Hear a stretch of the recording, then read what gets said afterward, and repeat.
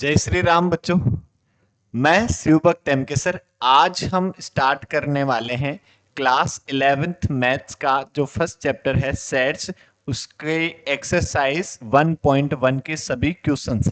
हमने पिछले वीडियो में हमने देखा कि जो सेट्स है, सेट्स किसको कहते हैं और सेट्स के टाइप्स क्या होते हैं, किस तरह से रिप्रेजेंटेशन किया जाता है। दो तरह से हम रिप्रेजेंट करते हैं, रोस्टर फॉर्म और सेट बिल्डर फॉर्म। दो सिचुएशन में हम इसको लिखते हैं। रोस्टर फॉर्म में हम सेट्स के सभी एलिमेंट को लिखते हैं, कोई भी दो एलिमेंट के बीच कोमा का साइन लगाते हैं और एक एलिमेंट को दोबारा नहीं लिखते और सभी एलिमेंट को करली ब्रैकेट में हम लिखते हैं।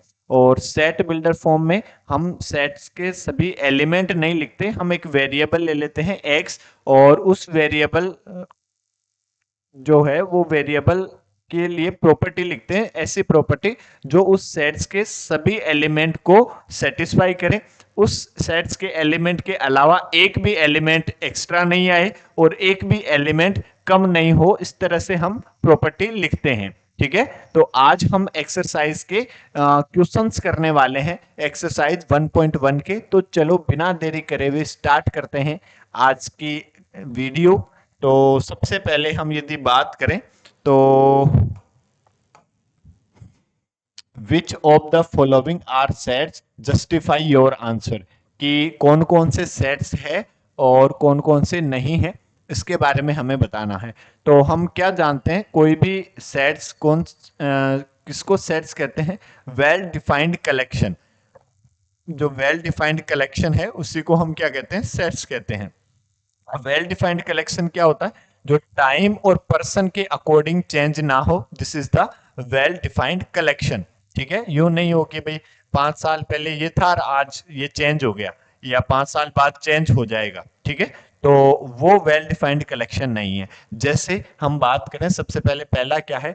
The collection of all the months of a year beginning with the letter J, कि जैसे जैसे स्टार्ट होने वाले नेम, मंथ के नेम। तो हम देखें तो कौन कौन से हैं? एक तो जनवरी है और एक जून है और एक जुलाई है। ये तीन जो मंथ है वो जैसे स्टार्ट होते हैं, तो ये एक वेल डिफाइंड कलेक्शन है, क्योंकि ये आज से 5 साल पहले भी यही थे और आगे भी यही रहेंगे। जैसे स्टार्ट होने वाले मंथ जनवरी, जून और जुलाई, तो ये एक वेल डिफाइंड कलेक्शन है, तो ये एक सेट्स होगा। ठीक है, दिस इज ए सेट। फिर सेकंड की यदि हम बात करें, the collection of 10 most talented writers of India, कि इंडिया के 10 मोस्ट टैलेंटेड राइटर्स। तो राइटर्स देखो, पहले कुछ और थे, फिर बाद में कुछ और हुए, आगे कोई और नया राइटर और आ जाएगा, तो वो टाइम के अकॉर्डिंग चेंज हो सकता है। तो ये एक वेल डिफाइंड कलेक्शन नहीं है। या फिर मेरी नजर में कोई 10 मोस्ट राइटर्स कुछ अलग है, किसी और कोई और को बेस्ट मानता है और थर्ड कोई और को बेस्ट मानता है। ठीक है, तो ये एक वेल डिफाइंड कलेक्शन नहीं है, इसलिए ये एक सेट नहीं होगा। फिर थर्ड की बात करें, a team of 11 best cricket batsman of the world, की दुनिया के 11 बेस्ट क्रिकेटर। ठीक है, तो 11 बेस्ट क्रिकेटर ये भी टाइम के अकॉर्डिंग चेंज हो जाते हैं। पहले कोई और बढ़िया खेलते थे, अब नए कोई और बेस्ट खेल रहे हैं। कि सूर्य कुमार है, अभी अभी एशिया कप जीता, पाकिस्तान को धूल चटाई बढ़िया तरह से। तो इस तरह से जो टाइम के अकॉर्डिंग चेंज होते रहते हैं। पहले सचिन तेंदुलकर था, फिर विराट कोहली, और आगे और कुछ साल बाद कोई और नया चेहरा निकल कर आएगा और वर्ल्ड में और भी कोई बेस्ट है और बेस्ट और हो भी सकते हैं। तो ये भी टाइम के साथ चेंज हो सकते हैं, इसलिए ये भी एक सेट नहीं है। फिर नेक्स्ट क्या है? The collection of all boys in your class, कि आपकी क्लास के सभी बॉयज का कलेक्शन। तो आपकी क्लास में फिक्स जो नंबर ऑफ स्टूडेंट है वो फिक्स है। ठीक है, कल भी वही रहेंगे, परसों भी वही रहेंगे आपकी क्लास के। तो ये एक वेल डिफाइंड कलेक्शन है, ये टाइम के साथ भी चेंज नहीं होंगे। आप जिस क्लास में रहेंगे उस क्लास में जो नंबर ऑफ बॉयज है, ठीक है, वो उनका जो सेट है वो एक वेल डिफाइंड कलेक्शन है, तो ये एक सेट होगा।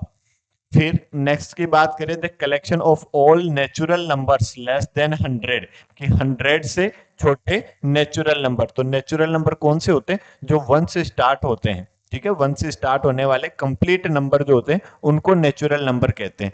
तो 1, 1, 2, 3 से लेकर लेस देन 100 मतलब 99।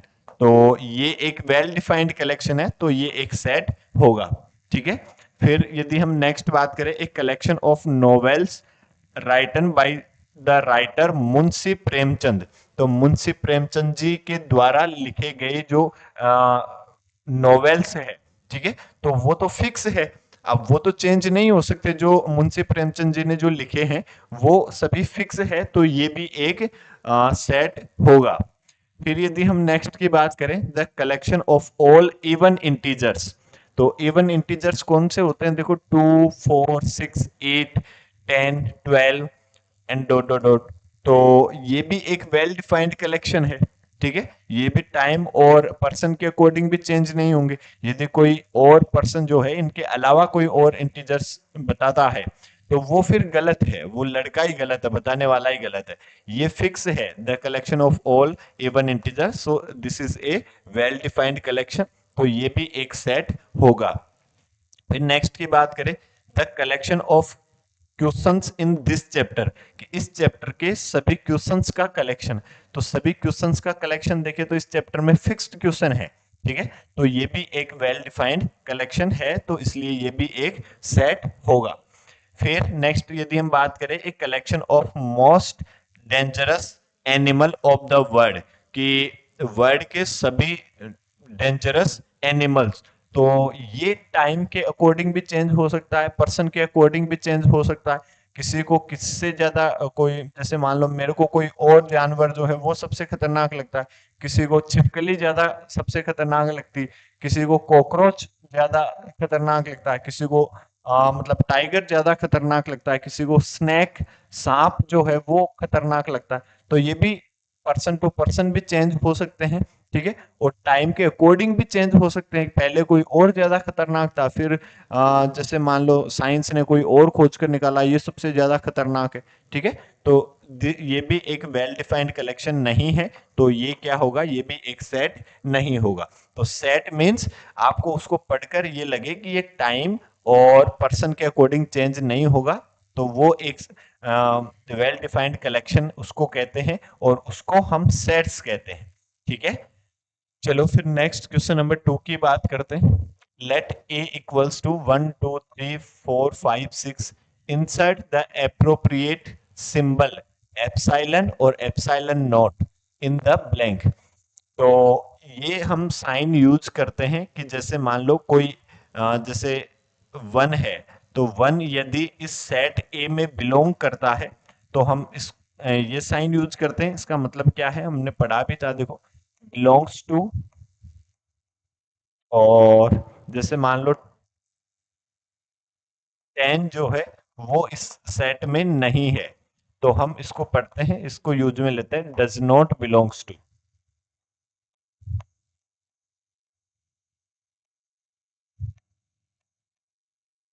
तो ये तो यदि उस सेट का एलिमेंट है, और ये उस सेट का एलिमेंट नहीं है, ठीक है। तो यदि हम बात करें कि 5 इस सेट का एलिमेंट है, हाँ 5 इस सेट का एलिमेंट है, तो क्या लगाएंगे?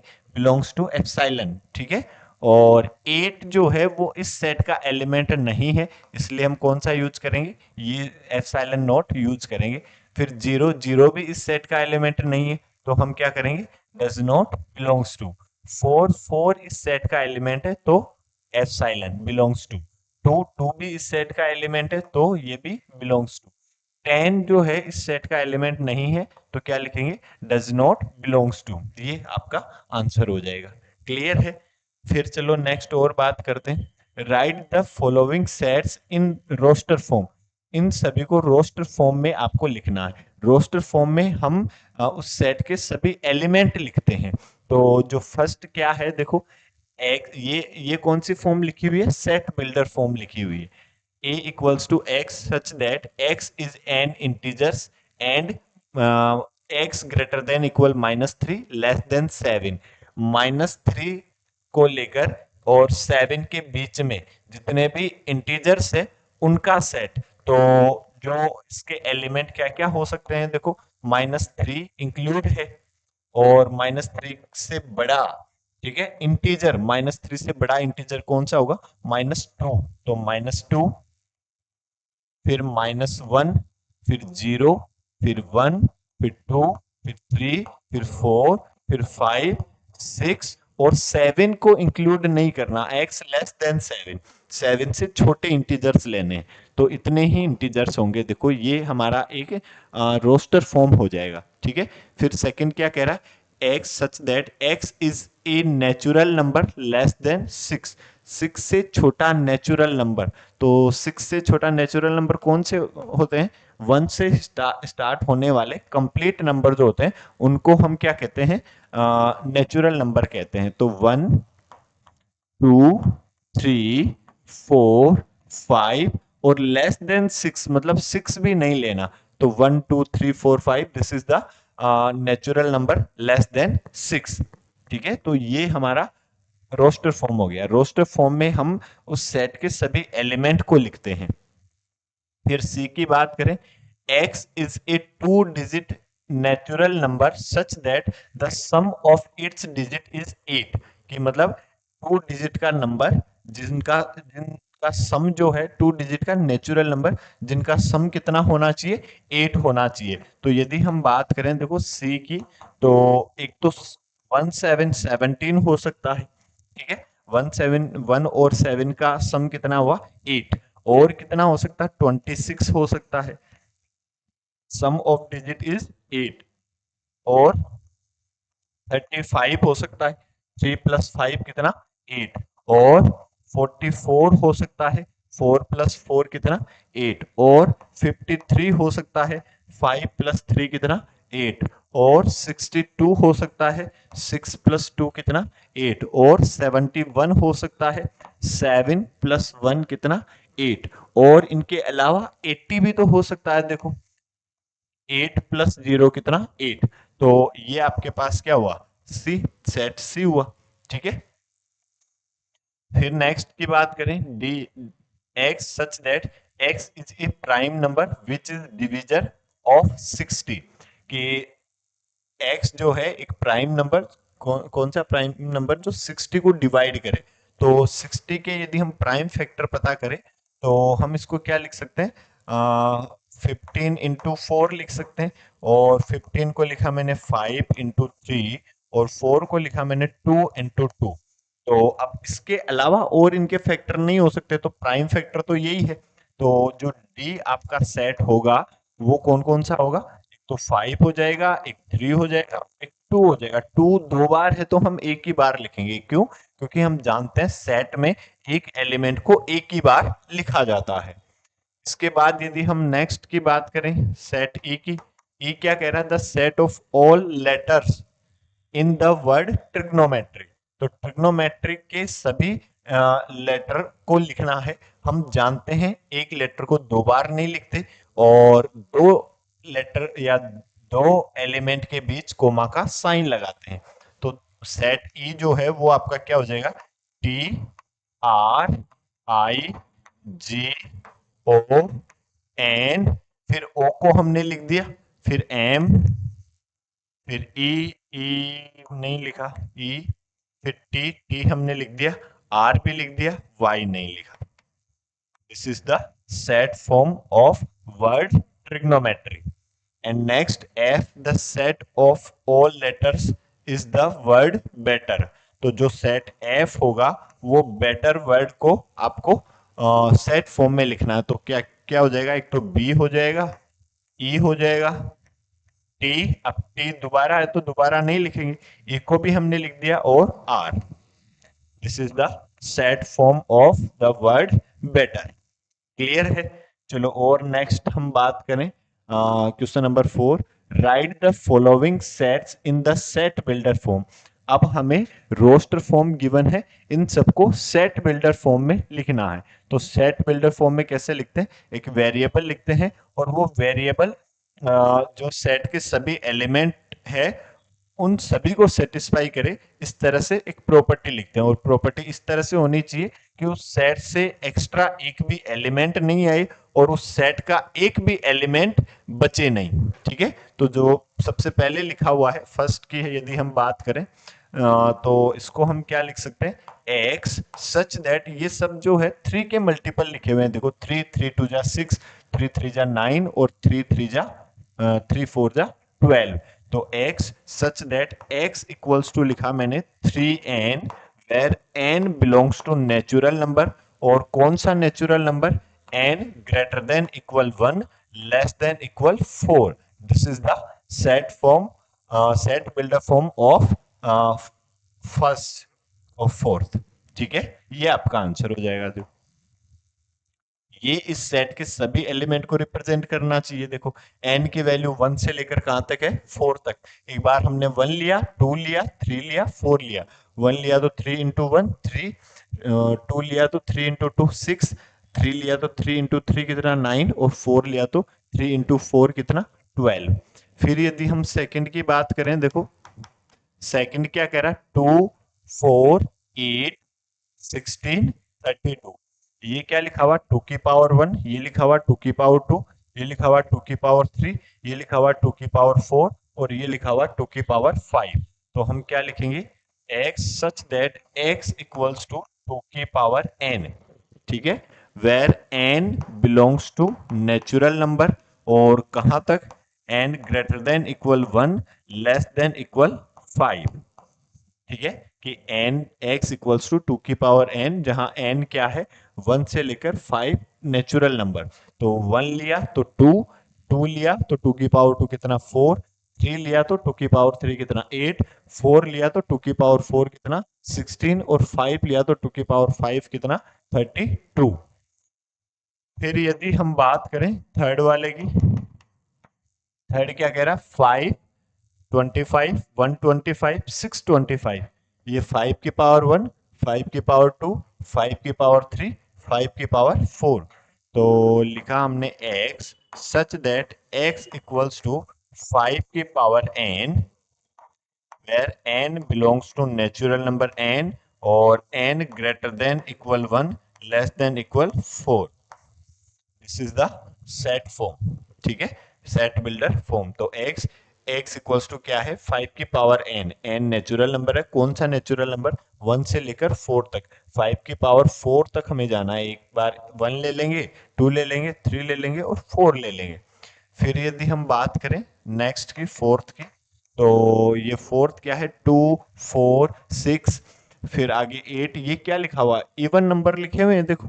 ठीक है, तो लिखेंगे क्या, x such that x is even number, even natural number लिख दो।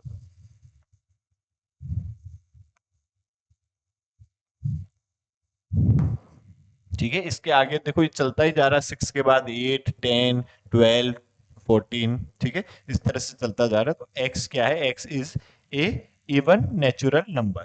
ठीक है, फिर नेक्स्ट यदि हम बात करें, देखो ये 1, ये 4, ये 9, ये 1 का स्क्वायर लिखा हुआ, 2 का स्क्वायर लिखा हुआ, 3 का स्क्वायर लिखा हुआ, और ये लिखा हुआ 100 किसका स्क्वायर, 10 का स्क्वायर। तो यदि हम इस फिफ्थ वाले की बात करते हैं, तो इसको हम क्या लिखेंगे, x such that x equals to n square. ठीक है, where n belongs to natural number, और कहां तक natural number, greater than equal 1 less than equal 10। मतलब 1 से लेकर 10 तक नेचुरल नंबर का स्क्वायर लिखा हुआ है। ये आपका आंसर हो जाएगा। This is the set builder form of fifth. Clear है, इन सेट बिल्डर फॉर्म हम एलिमेंट को नहीं लिखते, एक वेरिएबल ले लेते हैं और वेरिएबल के लिए प्रॉपर्टीज लिख देते हैं। वो प्रॉपर्टी मतलब जो उसको सेटिस्फाई करे। फिर यदि हम बात करें क्वेश्चन नंबर 5 की, list all the elements of the following sets. ठीक है, तो अब इन सब की लिस्ट बनानी है। लिस्ट बनाने का मतलब रोस्टर फॉर्म में लिखना है। तो पहला क्या है, x such that x is an odd natural number, कि नेचुरल नंबर भी हो और ओड नंबर भी हो। तो जो फर्स्ट वाला है a इक्वल्स टू, ये हमने ओड नेचुरल नंबर कौन से, 1 3 5 7 9 and dot dot dot so on. ठीक है, ये ऐसे चलता जा रहा है। देखो, फिर हम सेकंड की बात करें, देखो जो बी है,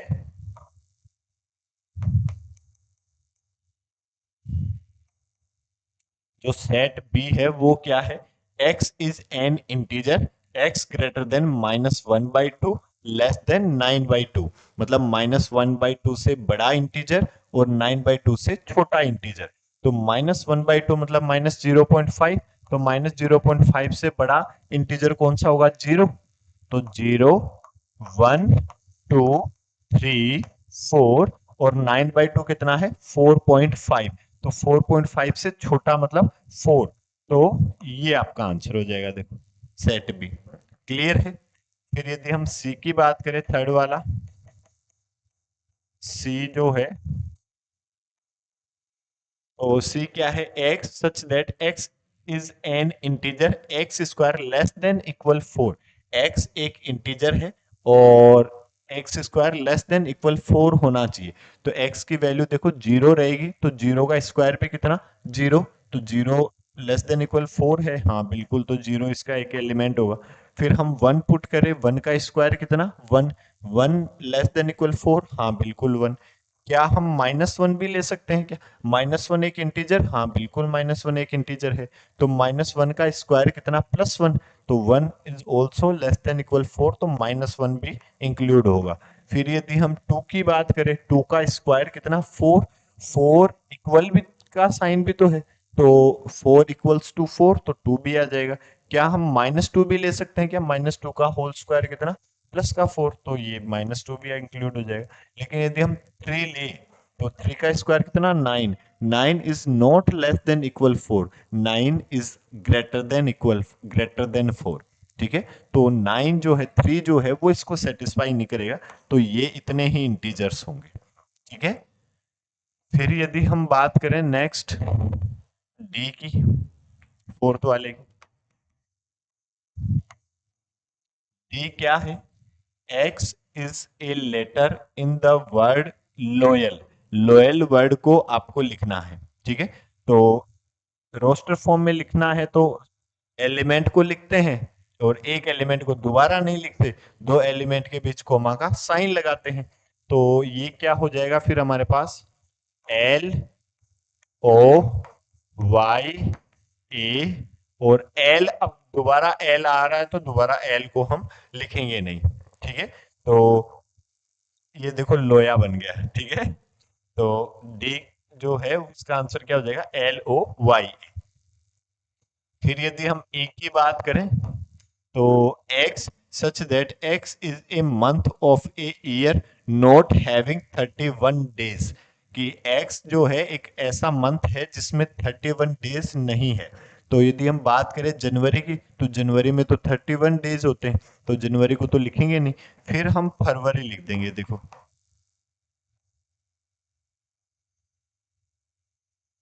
फरवरी हो जाएगा। फिर मार्च में 31, मार्च के बाद अप्रैल, अप्रैल के बाद जून के बाद, अप्रैल के बाद मई, मई के बाद जून, जून के बाद जुलाई में भी 31 डेज होते हैं, और अगस्त में भी 31 डेज होते हैं। तो इसके बाद सितंबर, अक्टूबर और नवंबर। ठीक है, तो अक्टूबर में भी 31 डेज और दिसंबर में भी 31 डेज। ठीक है, तो कौन कौन से मंथ हो जाएंगे, फरवरी, अप्रैल, जून, सितंबर और नवंबर। फिर यदि हम बात करें एफ, जो सेट है एफ,